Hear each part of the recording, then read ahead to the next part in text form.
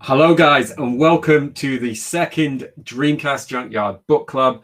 I'm going to be hosting again this evening, curating, and I'm going to bring in my first co-host, a man who needs no introductions, but I'm going to introduce him anyway. It is Mike. How are you, Mike? I'm doing. Yeah, here we go. Here it is. I've set them up. I finally found the button. It looks like that's me, so I'm going to drag Mike across the screen. So just our next guest is Lewis. Hello, Lewis. We were always going to have Lewis on for a Power Stone episode. Now, please. Yeah, because you asked first. There we go. So there we go. Just to show that the chat's working. Evening, boys. It's James. I'm going to say I'm missing James today, Mike. No offense, Lewis. Purely because I have no idea if any of the streams are working. I've hit go. We've got his chat, so someone is seeing it somewhere. So hopefully they're all fine and dandy. So in a different twist to how we did things last time, we're going to be looking at two games today. We're going to give the people what they want, and this is what they ask for. So we're going to be covering Power Stone. Hold my box together there. And we're going to be covering Power Stone 2. Okay. So do you own these games, guys? Can you give us a flash if you've got them? Mike's like, that's my cue. Just hold up games. Yeah, apart from the American Power Stone, I've got the rest, which is nice. Tell you what, whilst you're showing these, let me see if I can put. There we go. So, Mike, we're going to start with this before we get into the meat of the game. The meat of the game, the stones of the game. There we are. Should have went with that pun. Any variances or any differences on any of these games you can inform us as the official guide guru? I think the Japanese version is slightly different. I think Lewis is probably better to ask about Japanese versions because I think he's played Japanese versions recently. But apart from that, I don't think there's a massive amount of difference in the American and Power versions. And they're pretty much the same, as is usually the case. And yeah, I think in terms of if you're looking at sort of a wider level of variant types of Power Stone, there is obviously the only variant one of note is the American All-Stars, Sega All-Stars budget release of the first Power Stone from a collecting point of view. But in terms of gameplay, yeah, I think the gameplay is pretty much the same. I think I'll bring Lewis into the conversation. I'm pretty sure it's the same in Western versions, but Japanese is slightly different, isn't it, Lewis? Yeah, I think the only thing I noticed of the Japanese Power Stone 1, I haven't played the second one in Japanese, is just the introduction has a Japanese speaker instead of the rather dire English sort of announcer. Although I'm pretty certain from what I remember, even though I only played it today, so I should remember better, I'm pretty sure that it still said, "Welcome to Power Stone World," like that. So, yeah. Just before we went live, I was joking with Lewis because we have very similar backgrounds. It's a bit like when you were doing a school project and you forgot to do a part of it, so you just grabbed the first person you could find who had no idea what you were doing, and you didn't give them any direction, so they just read. They just read what you've got. So there we go. Now I'm going to go with a question to Lewis. Lewis, obviously, you've spoken about this a lot. Can you give us your first, your kind of formative experience with Power Stone? Then, when did you get this? When did you first play it? I first played Power Stone 2 round a friend's house, and I sort of thought about it recently because what I might as well mention, I've written the write-up for Dreamcast Year 2, Andrew Dickinson's book. That's all right. I've sent all that off to him, and I was trying to recap for that, because at the beginning of my piece, well, I actually removed it in the end. I wrote like a little bit about like my first memory. Yeah, there you go, Dreamcast year. we don't have the real book, but there we are, guerrilla version. So I was trying to figure out when I first played Power Stone 2, and it was around my friend's house, and I think it was the year it was released, which would make sense. Because I remember shortly after I moved and I couldn't play Power Stone anymore. It was a big tragedy. I remember I played it the year it came out. I played Power Stone 1 as well, because I think I said to him, I want to play Power Stone. And then I think he put that one on. And I remember it being like, oh, this is like, it's weird when you play the two of them. They're strikingly different. Like you'd think, oh no, they're so similar in so many ways. But when you compare them side by side, there is quite a lot of differences in the gameplay. But obviously as a kid I preferred Power Stone 2, and I still do, probably nostalgia blinding me, but the first one is very it's more of a Capcom fighter, whereas the second one's more of a party game. So young me preferred the second one much more because it was more exciting, I suppose. Interesting. I'm going to just weigh in on this. I don't want to touch on this too much. Having played the last month, mainly the last 2 weeks, I actually prefer the first one to the second one, and so I'm gonna just throw to Mike with the same question about what was your first experience on this. Then we'll kind of dig into that. Yeah, I think I picked up Power Stone 1 probably from Woolworths back in early on. Wished I had a tiny drinks can to hold up. Yeah. Throwback to the UK viewers there. Look, I think I picked it up in Woolworths, probably quite cheap, and didn't really play much of it. Sort of was a game which I didn't really get on with. It's a bit of a weird game if you're not into fighters, which I wasn't at the time. And then my next exposure to Power Stone was on the PSP collection. The PSP collection, which is one of my favorite games on the PSP. Really got into that before I played Power Stone and Power Stone 2 on Dreamcast in recent years. But yeah, I mean, for me, definitely the PSP version was my main exposure, weirdly enough. And in terms of what's the best one, I know, again, probably later on in discussion, there's an age-old question about which is best, Power Stone 1 and Power Stone 2. I agree with Kev, really. I think Power Stone 1's better. I think Power Stone 1's just purer game, maybe. Power Stone 2 sometimes can be a little bit. Power Stone 2 is very similar to Marvel vs. Capcom 2 in my mind, where sometimes it just feels a little bit overwhelming. So yeah. So go on, Lewis. Diving in there, PSP version, all the characters from Power Stone 2 are added into Power Stone 1, so that's one of the differences on the PSP version for everyone out there. I like that. So there's only 4 extra characters, isn't there, on the second one? Is there? I'm going to show what a fake gamer I am here. I didn't complete either of these, even though they're not that hard. I was trying to complete them with a limited amount of continues, and I couldn't actually quite get there. Is there anything to unlock, Lewis, on Power Stone 1 or Power Stone 2? As I've mentioned on podcasts before, my Power Stone 1. This wasn't deliberate. Yeah, it doesn't work too well with my Dreamcast. I think it's a laser thing. It struggles to get past I think the 4th level. But I've been playing with the Japanese version, which is back there, which was fine. But I didn't manage to obviously get as far as to unlock anything. But I have played it to the final boss. But in the second one, there is 2 characters to unlock. There is the Falcon's father is there. Also, the lady that's featured in the item shop called Mel, which is a exciting name for a fighting game character, just simply Mel.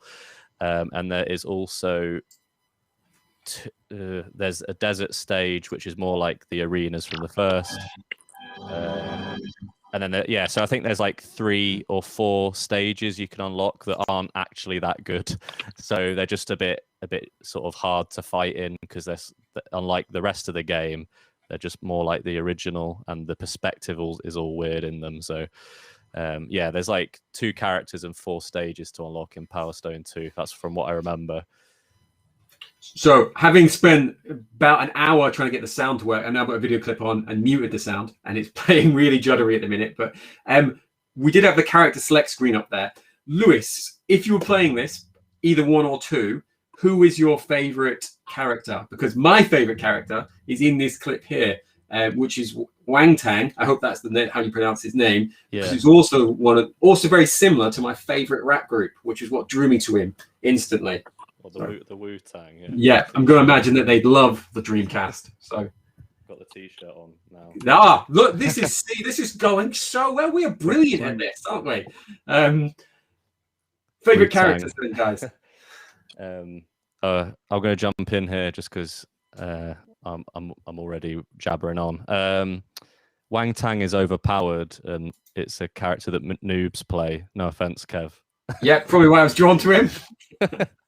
No, I'm kidding. Like, I always used to play as Falcon because when I was a kid, I was like, "Oh, he's the British character." So I was like, "He's like me." With the awful flag. Yeah, is it in the second one? He has a Scottish flag instead on his arm for some reason. I think it's the isn't it the animation, the series? That's it. Yeah. Flag. Yeah. I used to play as him as a kid, and then in the second game, there's a character called Julia, which looks a bit like Princess Peach, and none of my mates picked her because when we were kids, God forbid anyone picks a girl in a game, and she's really overpowered because when she transforms, does Power Stone transformation, she can put all of her enemies on crosses and just sort of keep them still while you just like destroy them. So yeah, if you ever play Power Stone 2, pick. Definitely. And what about you, Mike? Are you as coherent as Lewis and able to give us the characters' names, or like me, do you have to be like, oh, do you know the guy in the red coat? It was only when he started talking about him I was like, this is who I've just put up on screen. This has worked out well. Now, so I know Falcon's name obviously because of the fact that he has that terrible flag, which I have written complaints about many times. My character's Jack, because I am a bit weird, and I think Jack's a bit weird. Sort of just a bizarre character. There's always at least one of these kind of characters in Japanese fighting games. You know, this one character where he sort of like walks really weirdly and either mummified or sort of like some kind of disease-ridden monster. He makes weird noises as well. Really it does, mate. Do you know? Yeah, exactly. It's probably a lazy comparison, but having played a little bit of this, I couldn't get anywhere if I had to fight him later on. Once the characters kind of they go on that scale, don't they?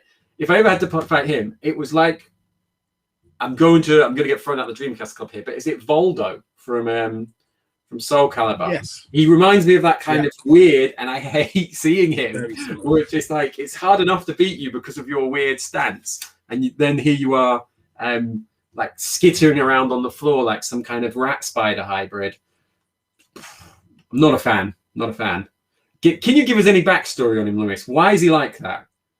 I'm not sure. I don't know, Power Stones or something. He had too many, and it changed him. I don't know, greed, something like that. What's the typical like anti-hero story?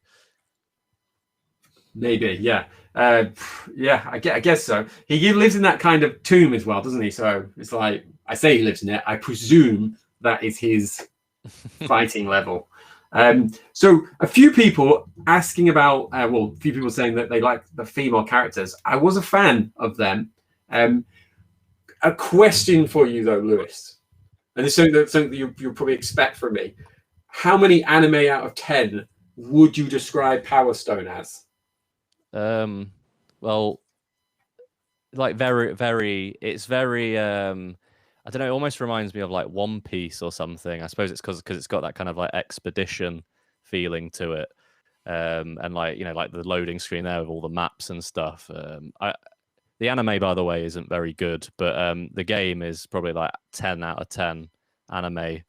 And I think that's actually another thing to mention. When I was a kid, you know, the biggest thing was like Pokemon, Dragon Ball Z, all these things on Toonami. And like I remember seeing this game and I was like, wow, this like looks like a game version of anime. You know, obviously I didn't really know it was called anime back then. I was just like, oh, it's like Pokemon. That's what it looked like to me, all the characters. And I think that's kind of half of what drew me to it. That kind of, I suppose, the colorfulness of it as well. It's yeah. It looks beautiful. My own kind of experiences with this. A friend of mine had this.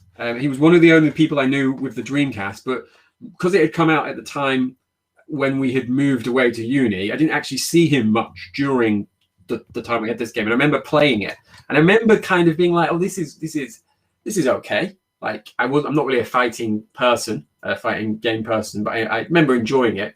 But playing it again now, it looks glorious. It looks fantastic. I can imagine. I don't think we had this running at Play Blackpool, but if this was the type of game that you would have put on one of the biggest screens we had, I could imagine huge amounts of people being like, "What is this? Like, can you play this on Xbox, PlayStation 5, PC, etc.?" Because a few people have said it's got that really nice arcade feel to it. So, evening to the retro collectors, by the way. So it's glorious. And what it reminds me of a tad is Cannon Spike. It felt a bit like, to me, having played that since and then gone back to it, I would much more enjoyable experience to me now than I remember at the time.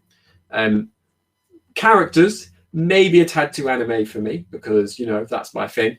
But the backgrounds, the weapons, I'd be interested to hear your thoughts on this, though, guys. I really struggled wanting to look for a block, and there isn't one. Why do you think that is? And is that something that bothers you, or is that something you're just like, stop making such a big deal out of it? Let's talk strategy as well about this game. How would you beat your friends? Strategy. I mean, you're well. I don't have strategy in fighting games. I just press buttons until I lose. Apart from Street Fighter 2, which I can just do all the moves in Street Fighter 2 for Rio. It's the block button doesn't bother me. It's not there. It's a game I've got to admit, the game is, even now, it does feel a little bit overwhelming sometimes playing it. It just feels, it's sort of a mix, isn't it, between a fighter, a sort of a Capcom fighter, and one of the arena games they tried doing in the 90s. Things like Heavy Metal Geomatrix and Spawn and stuff. And it's a very confusing game if you're not if you go back to it after a while of not playing it, like I did this week in preparation for this episode. It is quite overwhelming at times. So it's very flashy, isn't it? Yeah, it is. Yeah, it's very much like Marvel's Capcom 2 in that again, isn't it? Where it's very about spectacle. There's a lot of spectacle in the games, a lot of showiness, and it's perhaps not as, I don't know how fighting fans view the game, but I always think maybe people think it's a little bit style over substance at times. Yeah, this is a good point from one of our members, James, the other James. Yeah. So I thought Power Stone was a beat 'em up version of Dynamite Cop. That's an excellent analogy. It's even got that kind of wackiness that, and we did say we were trying to keep the games separate, but that gets even more wacky with Power Stone too. Some of the stuff, there's like the kind of mallet that crushes people and the bubble gun and stuff like that. It's a unique game, isn't it? It's a unique game even now. I mean, there's not many games like it. I suppose what the closest would be something like Smash Brothers. I'm not sure. I think Smash Brothers for 2 anyway. I think the first one. This was something I commented on in my article.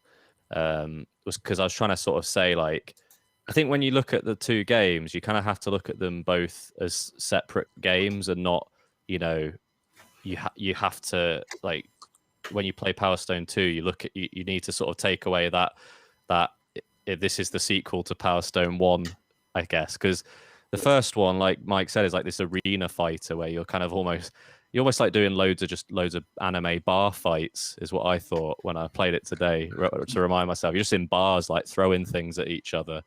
And then the second one has obviously this whole thing where the stage moves, and a lot of like the combos are just completely gone in the second one.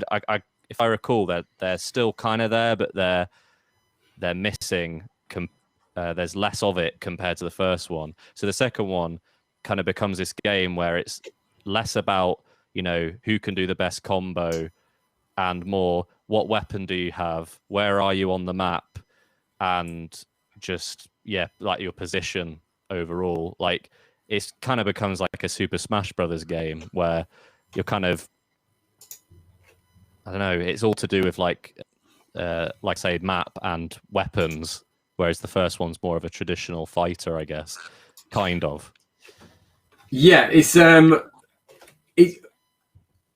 I think that's like the third or fourth time we've got a few comments linking it to Super Smash Bros, whatever it's called. I have only got that series on the Switch, and I bought it on the Switch, and I had it on the Wii U. I know it's the same game, effectively. And I was like, look, this has got loads of characters in that I love. The music's great. It looks great. I want to love this game. I want to be about this game. And every time I try and play it, I get about 15 minutes in, and I just feel completely overwhelmed that I'm not enjoying it. I don't know. I'm like 10 minutes in, and I'm like, I still don't know how you're supposed to win at this game because it's got like the different gauge counter.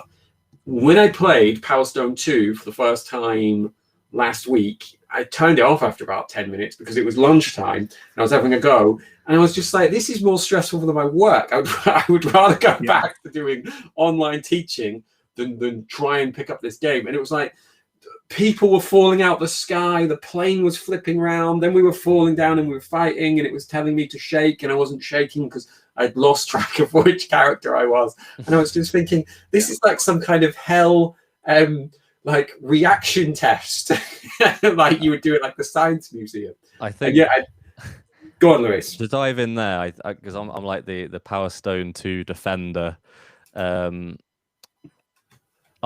think that the thing with Power Stone 2 is it's a game that is much more enjoyable when you're playing with 3 other people, because it's got that perfect sort of party game atmosphere. You know, you just that whole like, you know, screwing each other over, you know, like laughing at what you know, like I say, screwing each other over and just having a complete laugh about it like the whole time. You know, there's so many opportunities to just like wreck each other on that game, and because it's so sort of like high pace, you're constantly sort of going back and forth with each other. So it is a game I've found to be much more enjoyable with more people. And as James says there, every game is fun with 4 people.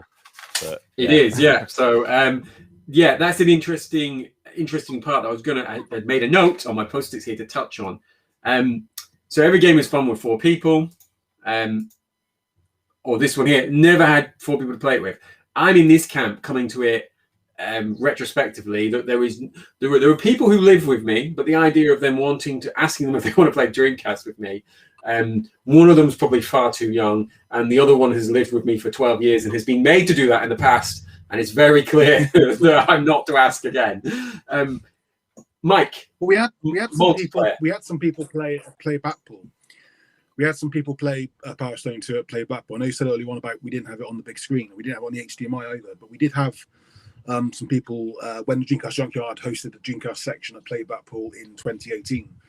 And it drew quite a crowd, actually. Not only because it's, you know, as you mentioned earlier on briefly, that the game does look stunning. Both games look stunning. Even I think probably more so now. Even it just looks so crisp and fresh. At the time, none of us really played, or not many of us played using VGA at the time. And now everyone obviously uses VGA or an HDMI adapter. The game looks amazing. Yeah. But yeah, it was a massive pull. The game was a massive pull. I think it's one of those games where I think if it had got more exposure, if Dreamcast was more popular, if it had actually caught on, as it were, then I think that the series would have been a lot bigger. Right, yeah. Sorry, go on, Lewis. I was just going to say, in the leaks, there was some Capcom leaks recently, and they claimed there was something to do with a new Power Stone game. But obviously, take that with a pinch of salt. Could be complete rubbish. but you never know. Could be good. It's a weird one, though, isn't it? I mean, is it a game which would have enough? I suppose every game now has more of a fan base than ever because of the nature of the internet. But I mean, it's quite a small franchise still, isn't it? Really, in the grand scheme of things. Yeah, just a slight diversion. Came to say hi. Didn't expect to see a Rasputin beard in here. Just kidding. Anyway, yeah, I've seen your website. This is the first time I've seen you on Twitch. So hello, Lewis. I'm going to leave you to say his name because I don't know how to pronounce that. Go Chago Chalo. Mike, do you want to go? No. Go Chaga Chalo. Let us know if that's right. And hello and welcome to you. So I approve of the Mad Monk visualization. So here we go. Here's a meaty comment. So I don't feel Power Stone 2 is a fighter. It feels like a Mario Party mini game. Levels are ever changing and the rules change with each level. Similar to Mario Party. Weird comparison, I know. It's not a weird comparison. That's an excellent comparison. Yeah. It's a party game, effectively. Yes. It's kind of a fighter. Yeah. So interestingly, I say interestingly, I mentioned this last time. I'm just trying to get my share to work here. I know this is not everyone's favorite site, but IGN gave, looking through it retrospectively, I mentioned I didn't read this. We didn't read IGN last time, but I've noticed that a lot of their Dreamcast stuff is still up. They gave this an 8.7, and then they gave, it was a different reviewer, they gave Power Stone 2 a 9.3, I think. I seem to have closed that tab down. But they were so big on the Dreamcast, it seems. There's a lot of really good review scores around. Some stuff that I would maybe say doesn't quite deserve some of what they've given them. I've just realized I didn't actually share the screen there because I didn't put it in. But 8.7 as we've got there, and then a 9 for the sequel. So really well thought of games. So I'm going to ask you this before we're going to transition into the next game, because we've already been going 28 minutes.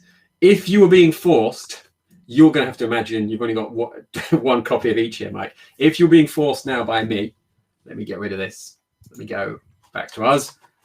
You've got your 2 copies. Ignoring some stuff like the true Dreamcast Ghetto case that I've got for mine missing on Hinge.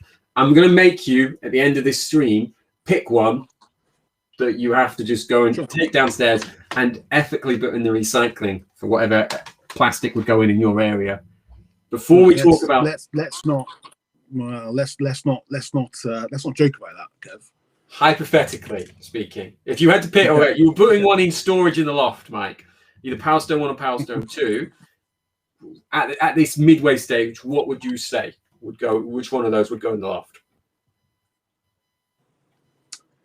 Which one we wouldn't keep? Yeah. Yes. Which one you would keep? Which one you wouldn't?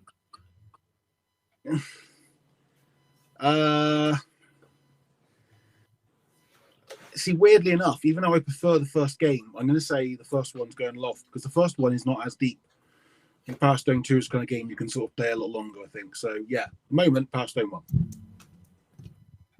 Hi, Lewis. I think I know your answer, but I'm seeing all these comments. I feel like I've deliberately not shown them yet as well on the stream. Yeah, I mean, I have the nostalgia for number 2, you know, and I always liked I mean, a lot of people have said it's quite sort of overwhelming, but I always like the way the stages kind of shift and you know, you kind of have to play sort of with the changes in the levels. You know, that's part of your strategy. That always was quite exciting when I played it. And the first one kind of, I suppose it's weird. It's like, I think this is a kind of a thing with sequels. Some people may play the sequel of a game first and then go back to the first one that everyone prefers. And I guess just because of the order they played them in, you know, to me, when I played Power Stone 1, it's sort of in these like tight arenas, kind of almost a bit claustrophobic in comparison to the second one. I was like, oh, you know, still enjoyable, still a fantastic game, but it didn't seem as you know, exciting to me. So yeah, number 2 is the winner for me. But you know, no one's putting none of my stuff in the loft. You're not allowed Yeah, it's a better analogy for me as well, because our loft is another bedroom now, so I wouldn't put stuff up there because someone would play with it. Going to do a couple of comments, and then I'm going to go with in a roundabout way why I asked that, why I went with that question there. So first comment here from Shane. So hello to Shane. So just discovered Dreamcast Junkyard. Where have you been? Year 15. Only joking, glad to have you here. So glad this exists. Dreamcast Magazine / Mr. DC interview vid was great. It was. Because I was not on that. Working my way through the back catalogue. Keep up the good work, guys. You're going to get to a difficult period on the podcast where Tom isn't there and it's just me and Mike. So we apologise in advance for that. So something we said before on the stream. So I've never played this game. For a second, I thought it looked like Cannon Spike. Yeah, it has got that feel to it, even though it's a different genre.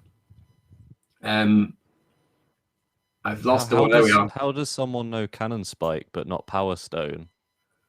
If you like the Dreamcast, it seems like kind of a bit more obscure, doesn't it? Cannon Spike. I don't know. If you've come to the Dreamcast late, Cannon Spike is one of those games that it's like, oh, Cannon Spike, Cannon Spike, Cannon Spike, which was the opposite of how it was. I don't remember even seeing that game in a shop.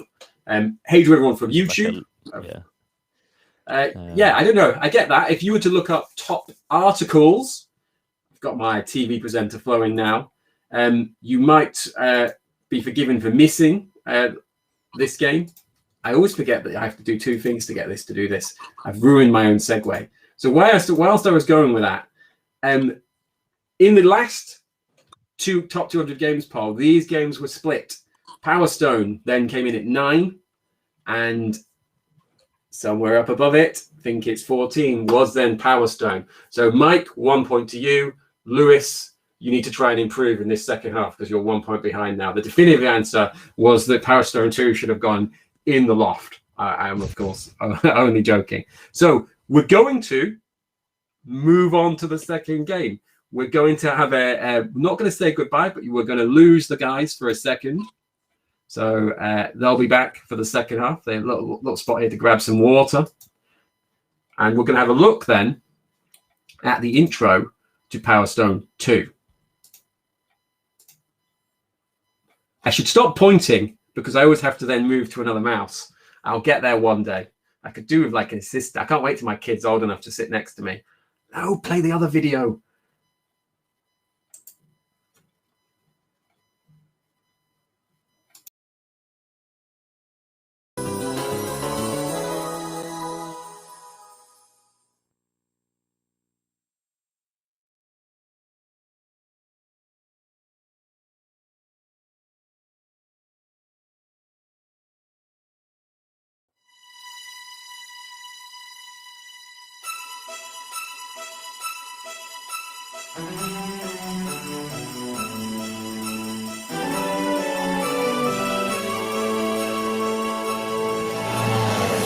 Without warning, a dark cloud fills the sky, and then a huge shadow blankets the entire world with a roar that shakes the entire planet. Suddenly, a mysterious floating castle appears out of nowhere. In the blink of an eye, the Power Stone heroes are caught and transported to the floating castle. What will happen to our heroes? Welcome to the Power Stone world.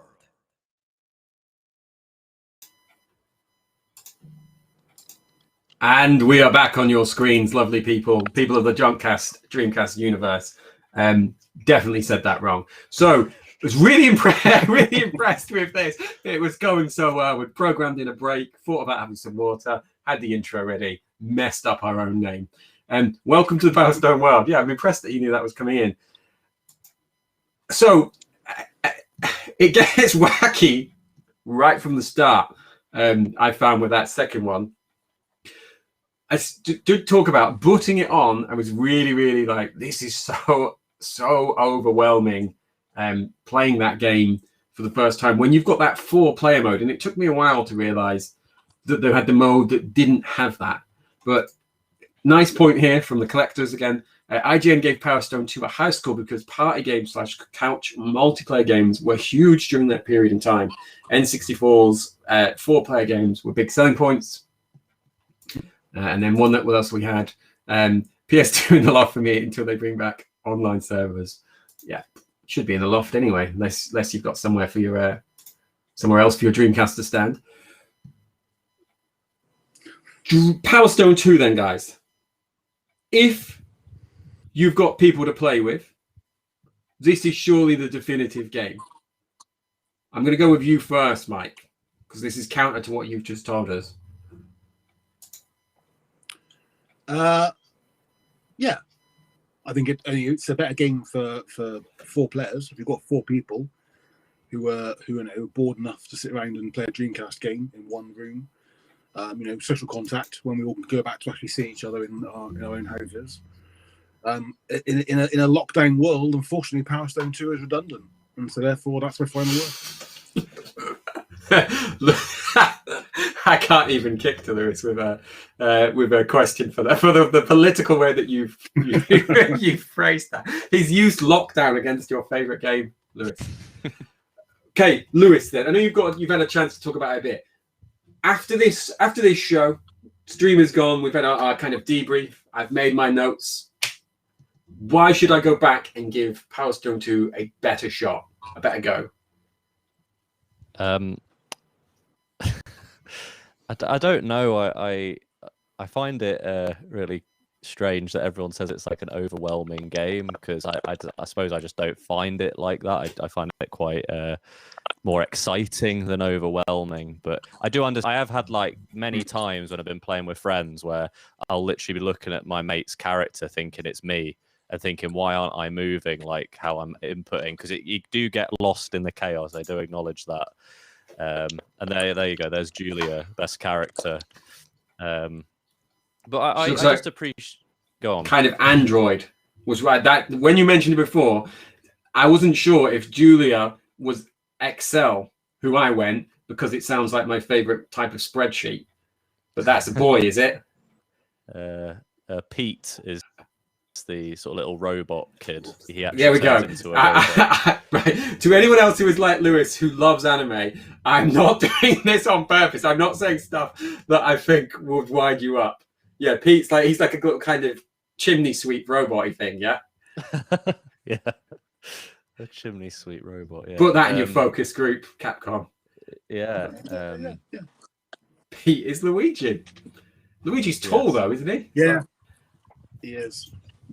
And then Gormand, the chef, when he transforms, he looks like Yoshi or like Bowser or something. Like, if you ever play this, play as the chef, Gormand. He proper looks like something from Mario when he transforms. But yeah, what was the question? Transformations. Eggman.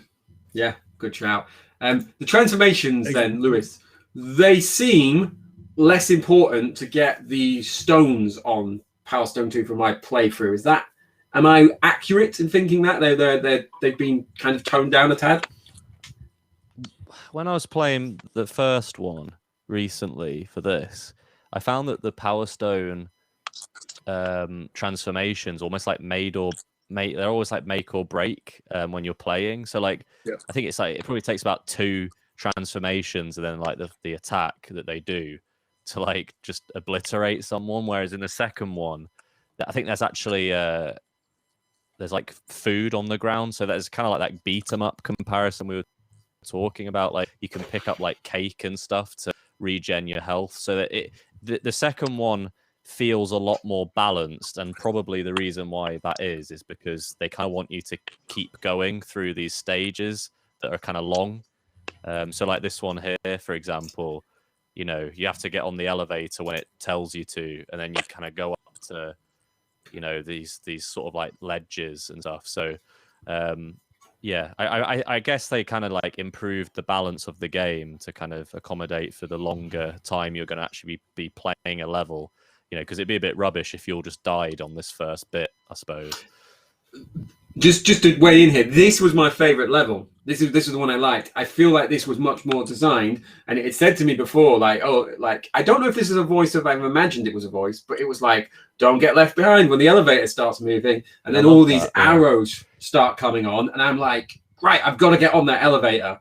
Whereas when I was on the plane, it felt a bit like and then I have a memory of trying to play Tetris with my mum once on the Super Game Boy. And she kept saying, which character am I? It's like, you're not a character, you're just moving the blocks around. I felt like that. I felt like how she must have felt then. It was just like this on that plane one that I mentioned, that was baffling. Or there was another one it's like a temple, is it? And you've got to keep moving up like a platform game. And there's like an Indiana Jones boulder as well. There's one way like you're running away from a boulder and you can like trap your enemies to like get them hit by the boulder. You can like throw the floor like a bear trap down and they like get stuck in it. You know, this bit here actually in the sort of space station, if you're talking about overwhelming, this bit here is incredibly overwhelming. You can see how like the camera is just like jerking all over the place as people go in these like teleporter things. Like this is probably one of the more awkward levels, I'd say. And then for some reason this one has like a weird boss at the top that is it's an alien, isn't it? Yeah, it's just there. Did you remember this, Mike? Do you remember the alien? Yeah, and it goes like, "Whoa, is that an alien?" Or it's like, I don't know. You tell me. I don't know. I don't have a clue what's going on. Like I keep losing track of who I am. So, it's making me stressed just looking at it. I'm gonna pause that. And I'm gonna click it off for a time being. Put it back in a second. So, why do you think then they went to that different version? I know there is a one-on-one arcade mode in the game, isn't there?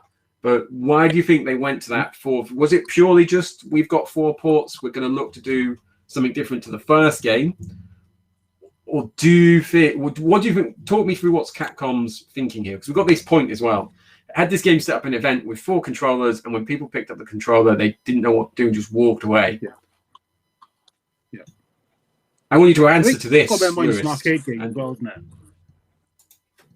Yes, and it's got a nice. If you watch the credits past where I stopped them, it starts to bring in almost a bit like Virtual Striker, the kind of splash screen that's like, this is what you do. This is put the ball in the corner and you can cross it in.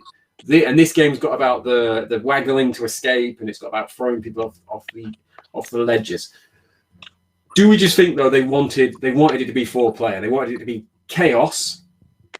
And that's why some people struggle. I know you don't like that term, but I think probably like that. You know, like was it Retro Collectors said it? You know, it was big to do a party game during this time. But I also think, and another thing I put in the review for Dreamcast Year 2 was that, you know, how can you improve on what is already a pretty good game? I think this kind of like feels like they took that game and sort of moved to the side with it, perhaps. Like I say, it's like I don't know if it's just people play it and they don't really like it. If so, fair enough. But I do wonder sometimes if maybe it had a different name and like different characters. That's a great point. If it was called like Power Stone A and Power Stone B, because it's not a bad game. It's in its 14th out of 200 good games, and some of them are great. Some of them are fantastic games. But it's just I'm struggling to think of a game that diverges so little in terms of like it's the same genre, it's the same view, it's the same characters, but feels so different. It's definitely not on the Dreamcast, is there?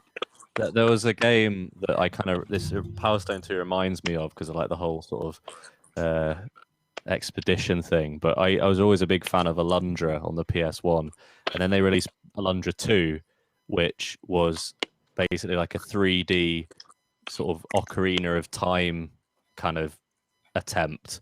And people hate that game because they're like, this is not the sequel to Alundra. It's like a completely different game.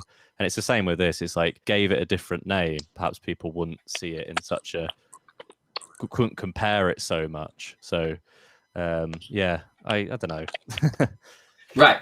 Nice positive change of topic for you. So there was a pretty cool VMU game as well, wasn't there? And then he's followed that up with a shooter.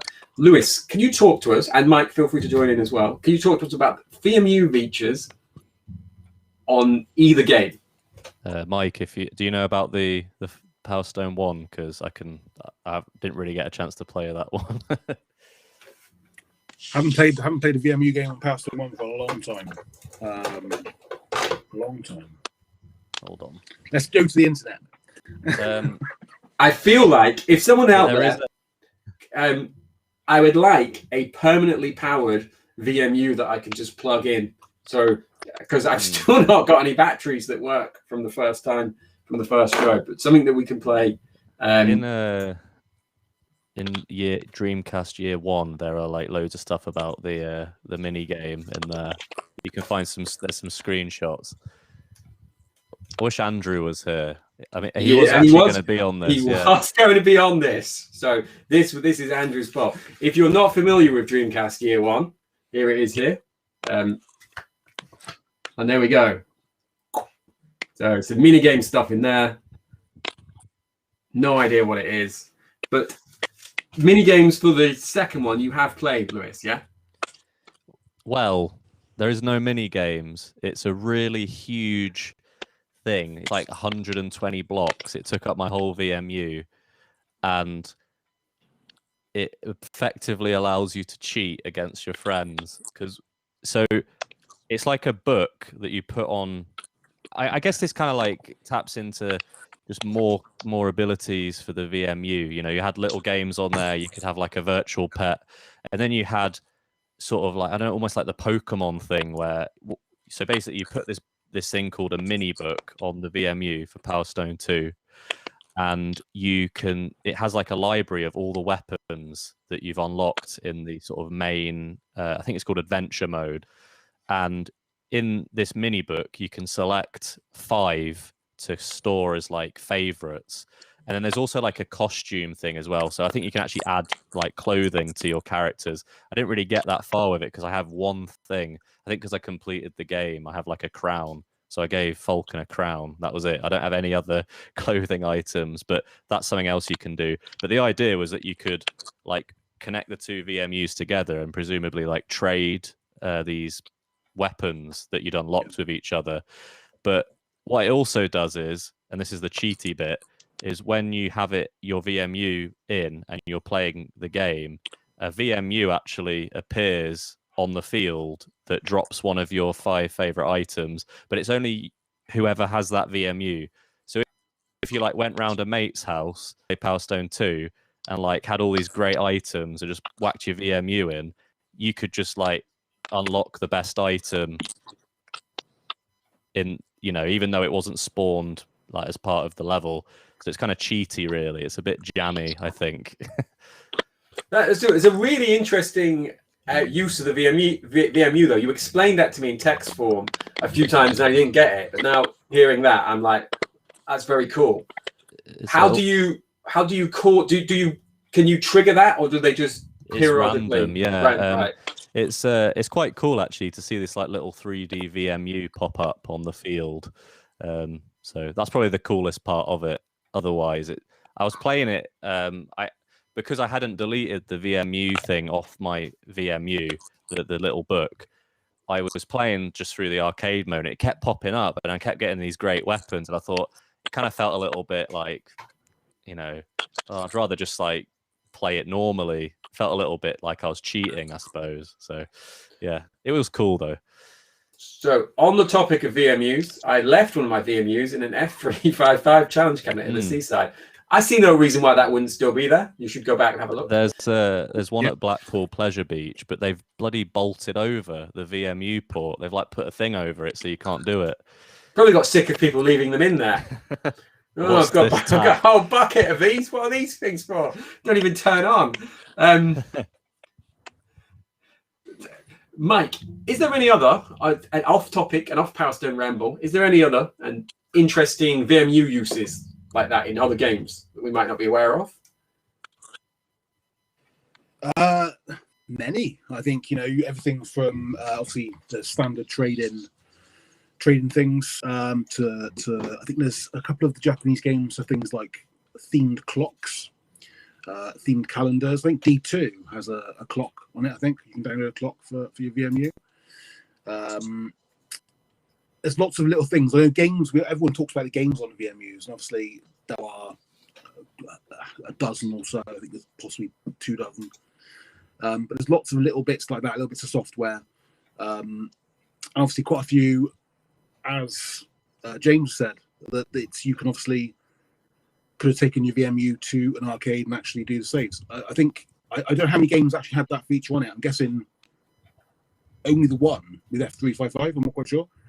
But I think again, we've got to remember the fact that Dreamcast was quite a short-lived console, wasn't it? So I think if it lasted longer, I think, and if Sega had been sort of officially supporting it for longer than they had, we probably had a lot more use out of the VMU than we actually got. A VMU Mark II even. I wondered if eventually maybe Nintendo would bring something a bit kind of VMU back with the kind of Switch console. If we have any iterations of that, because I know there was like the kind of the Pokemon ball that you can take out, but if there was some kind of, rather than taking just the whole console, if there was something smaller, phone size, VMU size that you could take away to do certain things with, but I think that ship's probably sailed.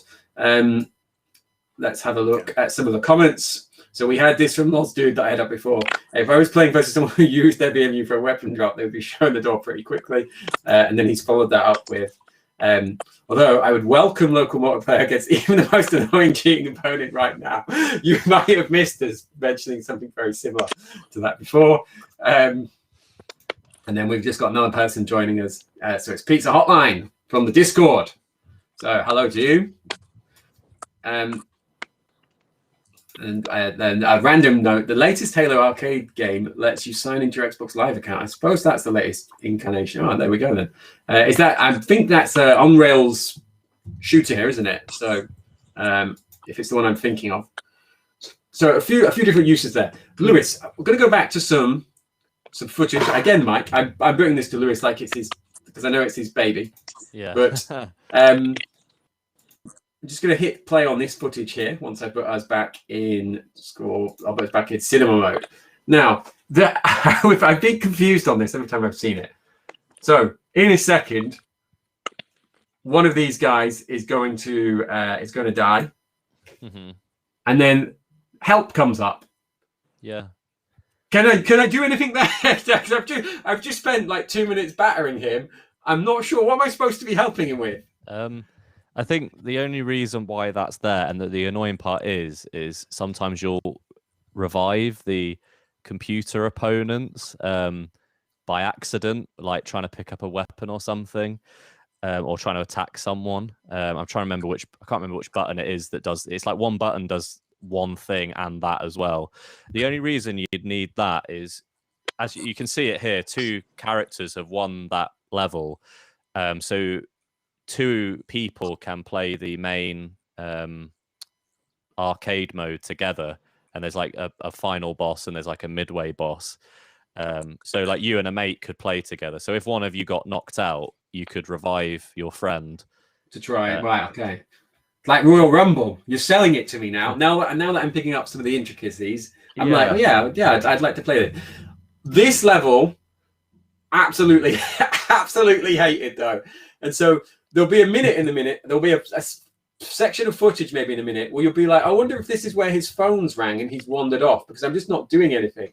Because I was just completely lost. I was like looking around the screen like I was trying to figure out a puzzle. And guys are falling off and that eagle's flying over. That was me. Jumped off. That's me there, one player. You can grab onto the eagle and he'll like carry you somewhere else on the level. Yeah, for some reason. It's just a thing you can do. But like, yeah, I just think it makes sort of the stakes higher, doesn't it? You know, the side of the ship's fallen off. You know, you can fight each other. You know, toss someone off. Sorry, that sounded weird. So here's a question here. If you're really cocky about your ability, you could revive the enemy just to put them down again. I like that. That's the ultimate test, I guess. I'm just going to stop this for now. And then we've got this question. Whoa, why is it so choppy? I'm going to hope you mean the game footage and not the entire thing. So apologies for that. Random comment. Lol. I'm not sure what that's in response to. Maybe it's the choppiness. So back to on my screen. Then they're just like falling through the sky on the way down, and then when they get to the bottom, they've got umbrellas, and then you can use the umbrellas to start beating the snot out of each other. Are there any other moments, any other transitions like that? Because I've only had a few rounds, a few levels in that. Are there any other cool levels or bits of this? That I'm going to go with Mike first because we've not over him in a while. I knew you would. I knew you would. You've got 7 copies of the game, man.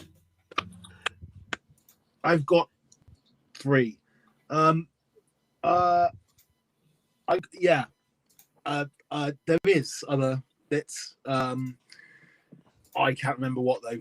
I'm going to throw it over to Lewis. Lewis is the go-to man tonight, I think. I feel like I hijacked the whole Power Stone 1 conversation. It just talks about Power Stone 2. Sorry, guys. There's lots of great dynamic sections, including the bit where you run away from the boulder. There's a level just on like these like submarines, and one submarine will like go underwater, so you have to swim to the other one. And there's like icebergs and all sorts of things going on. The climbing wall as well. Isn't there a climbing wall? Yeah. There's one on. There's like a memory of a climbing wall. There's one where it's like you have to go up the side of like a Japanese, I don't know, like temple. I think Kev described it as. Yeah. That's a bit awkward because like the camera sort of moves. So kind of as the camera's changing, you're kind of trying to figure out how to like get to the next bit. So yeah, awkward, but still fun. There's loads of like dynamic stuff like that. I think that just made it more exciting to me when I was younger. So that's why I like it so much. Which is fair. And again, those bits there are really, really, really similar to something like Dynamite Cop. The kinds of, especially Die Hard Arcade as well, the kind of transitions where the guy comes out of the toilet and it's like ding, ding, ding, and you have to hit the button. So it is very similar to that. Just before we move on to this question here, we had poor Mike from Commode Kuma, but I would like to say, in my defense, Mike did write this guy. So I do know that he's played the game. So it wasn't an unfair throw to get his opinion on that.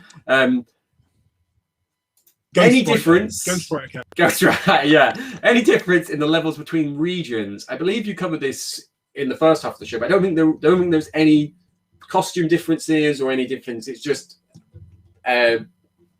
language, I guess. Yeah, I'm not quite sure actually. It doesn't seem like language is pretty much the same. There's no language in the game itself in the levels, are there? No. Yeah, it's all like English announcer and everything. It's all the same. Okay, so we are coming towards the final couple of minutes of our show. So thank you to everyone who's joined us. I'm going to give you, so we ended the halfway show with something like this, okay? And we're going to end the main show with something like this. We're going to go back to our loft question, okay?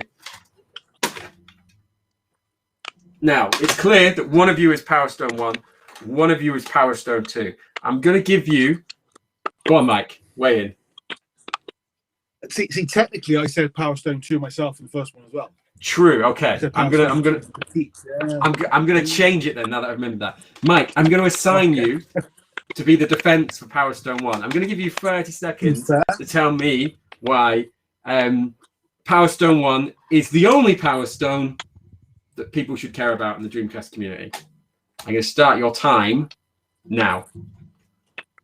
Well, slightly awkward since I've already said 2, but okay. No, I think Power Stone 1 is a more. I think a lot of people have commented about the fact that Power Stone 1 is more of a fighter than Power Stone 2, which is a sort of mix of fighting, mini party, and stuff. I think Power Stone 1 is just a really good introduction to the series, to the 2-game series, and I think it's a fun game. It's a little bit less overwhelming, and it's a little bit less dependent on having a long form experience. Power Stone 1 is very much a Capcom arcade game. Power Stone 2 tries to be a little bit more in depth, but Power Stone 1 is another fantastic fighting game or whatever genre you want to call it, from Capcom on Dreamcast. The masters of Dreamcast in many ways. Okay, so you were actually 53 seconds there. That's on me for not stopping you. Lewis, I'm going to give you between 30 to 53 seconds to make your case. To make your point, I'm getting confused with the cases. This one does have working hinges. So just someone has said that. Of course, the hinges are broke. Yeah, they are. Yeah, that's every PAL. That's every PAL case. I feel like got the Halifax version. Halifax. The people who rudely never responded to my email asking about the amount of sealed Halifax games that still sticks around. Your 30 to 53 seconds start now.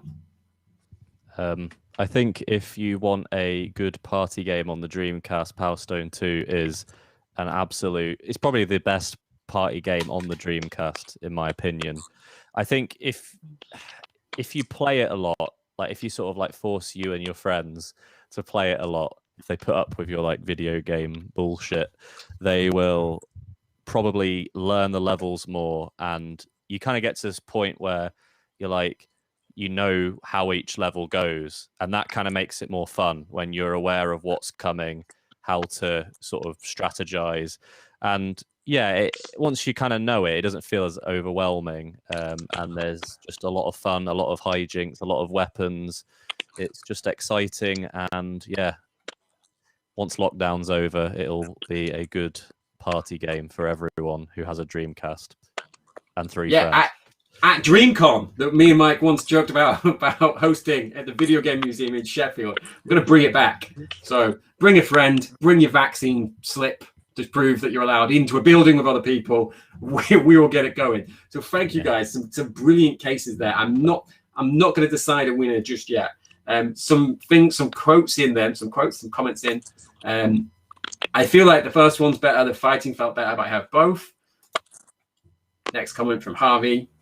Power Stone 1 feels very, very much like a true arcade port. That's good. I played Power Stone 1 as a fighter, then Power Stone 2 as a multiplayer game. I think that is the comment of the stream. I think that's the best thing. Yeah. Bring back DreamCon. If we arrange it, they will come, or whatever the Wayne's World 2 quote is.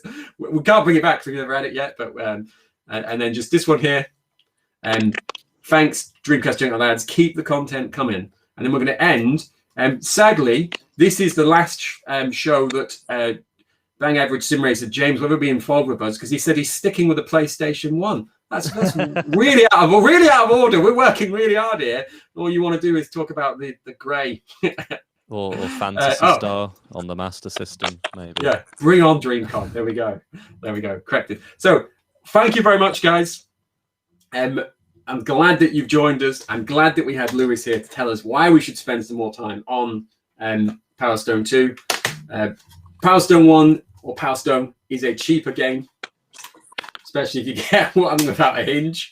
But I would suggest that it is worth having a go at both of them if you can, or if you've got a spare CDI around, or you've got something to get this burn. So thank you very much, guys. I'm going to try and seamlessly transition into an end video that I've got up here. But I'd just like to say thank you to Mike.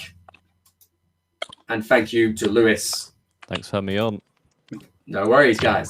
Cheers, guys. And thank you, Dreamcast Junkyard community. It's been great having all your comments and chat here again.